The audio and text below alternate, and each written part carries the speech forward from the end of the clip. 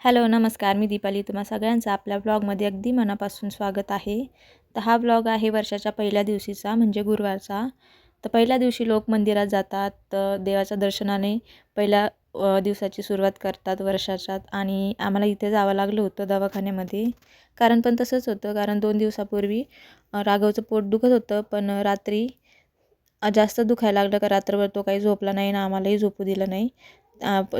औषध तर घेतलं होतं, डॉक्टरांच्याच सांगण्यावरून घेतलं होतं, पण तरी त्याला काही फरक पडला नाही. म्हटलं मग सकाळी प्रत्यक्षात डॉक्टरांकडे दाखवून आणावं. हो, इथे आम्ही आलो होतो आमच्या गावाकडच्या दवाखान्यामध्ये.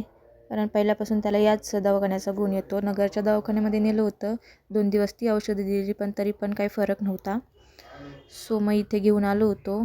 दवाखान्यात डॉक्टरांना दाखवलं. जास्त काही मेजर सांगितलं नाही डॉक्टरांनी, कारण त्याचं पोट दिवसभर साफ झालं नव्हतं काल, त्यामुळे गॅसेस वगैरे झाले असेल असं डॉक्टर म्हणाले. पण आम्हाला भीती वाटत होती की त्यांनी नेमकं काय खाल्लं आहे गेलं आहे. कारण लहान मुलांना सवय असते काही ना काही तोंडात घालायची. आपण किती लक्ष दिलं तरी थोडं काही ना काही होतंच. त्यानंतर मग डॉक्टरांकडे जाऊन झाल्यानंतर मग इकडे आलो होतो आम्ही स्वामींच्या मठात. कारण मला आईंसोबत जायचं होतं आणि इथे सकाळी कामावरती गेले होते. पण स्वामींनी माझी नकळत इच्छा पूर्ण केली. यांच्यासोबतच म्हटलं देवदर्शन होईल पहिल्या दिवशीचं, आणि तसंच झालं. दवाखान्याच्या निमित्ताने का होईना पण हे माझ्यासोबत स्वामींच्या मठात आले. कारण आईंसोबत मी नगरच्याच मठामध्ये जाणार होते. आईंचं माझं ठरलं पण होतं की आपण सकाळी जाऊयात म्हणून.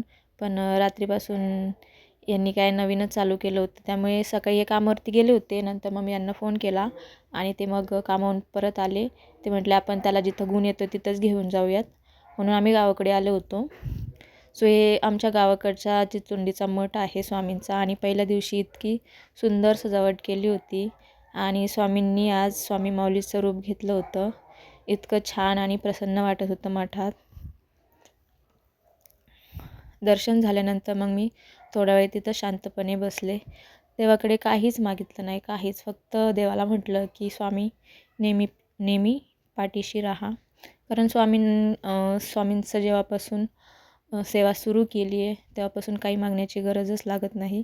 स्वामी नकळत सगळं देऊन जातात.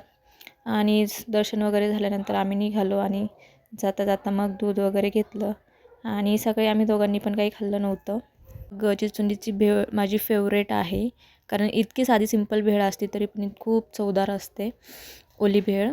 मग ती ओली भेळ वगैरे घेतली, कारण चिचुंडीची भेळ आणि टाकळीचं पॅटीस खूप सुंदर लागतं. आणि मी जरी कधी मागितलं नाही तरी हे तिकडं कधी गेले तरी मनाने घेऊन येतात माझ्यासाठी. सो इथे घरी आलो आणि आमच्या बाई पण कुठेतरी गेल्या होत्या कुलूप लावून, आणि ताई दादा पण नगरलाच गेले होते महादेवाच्या दर्शनाला. आणि इथं घरात आल्यानंतर हे बघा, घरात सगळीकडे सगळी धूळ वगैरे झाली होती. कारण लास्ट टाईम मी दिवाळीला आले होते, त्यानंतर साफसफाई वगैरे केली होती, पण कुठून ना कुठून धूळ येतेच. दरवाजाचा खाली एक फट आहे, तिकडून सगळी धूळ जमा होते. आतमध्ये पण बरेच जाळं झालं होतं. हे आमचे येत असतात अधूनमधून कुपन वगैरे आले ते आणायला, पण ते आल्यानंतर झाडू वगैरे करतात, पण सगळं व्यवस्थित साफ नाही करत जसं की आपण करतो. आणि इथे बघा, हा माझा सगळा लग्नातला संसार आहे, जो की मी खूप मिस करते इथे नगरमध्ये. कारण नगरमध्ये एवढ्या मोठ्या रूम नाही आहेत की सगळं सामान बसेल. आणि गावाकडे गेलं तरी तिकडे पण भांडी वगैरे लागतात, म्हणून सगळं सामान काही आम्ही इकडे आणलेलं नाही आहे. सो सगळ्यात आधी तर आम्ही मग घरी आल्यावर नाश्ता वगैरे केला. त्यानंतर मग मी साफसफाई करायला घेतली. आधी सगळी धूळ साफ करून घेतली कपड्याने. त्यानंतर मग टाळ्या वगैरे साफ केल्या, झाडू मारला. आणि रुदा तर बाहेर खेळायलाच मग्न होता. आणि राघवला मग घरी आल्यानंतर थोडीशी खिचडी खाऊ घातली, कारण इकडं मी सामान ठेवत असते, चहा, साखर, मसाले वगैरे, डाळ तांदूळ असतं. इथे कधी आलं तर मग उपयोगी येतं इमर्जन्सीमध्ये. आणि गावातली दुकान कंटिन्यू 24 तास उघडी नसतात, त्यामुळे इकडे सामान असतंच थोडंफार.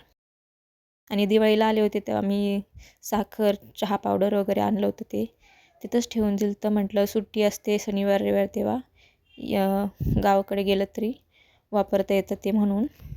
झाडू वगैरे मारल्यानंतर मग फरशी पुसायला घेतली. आधी बाहेरचं घर आवरून घेतलं. राघव पण झोपला होता मस्त, त्याला औषधं वगैरे पाजली कारण रात्रभर तो झोपला नव्हता आणि मी पण रात्रभर झोपले नव्हते कारण तो बराच रडत होता. जसं असं पोटात दुखायचं तसं तो रडायचा, कशानेच तो राहत नव्हता. रात्रभर त्याची झोप काही झाली नव्हतीच आणि माझी पण. आणि हे पण जागेच होते कारण रडायला लागले की त्याला आम्हाला बघवत नव्हतं, काही आम्ही करू शकत नव्हतो आणि त्याला सांगता पण येत नव्हतं नेमकं काय होतं आहे. फक्त बघण्यापलीकडे दुसरं काही करू नव्हतं शकत आम्ही.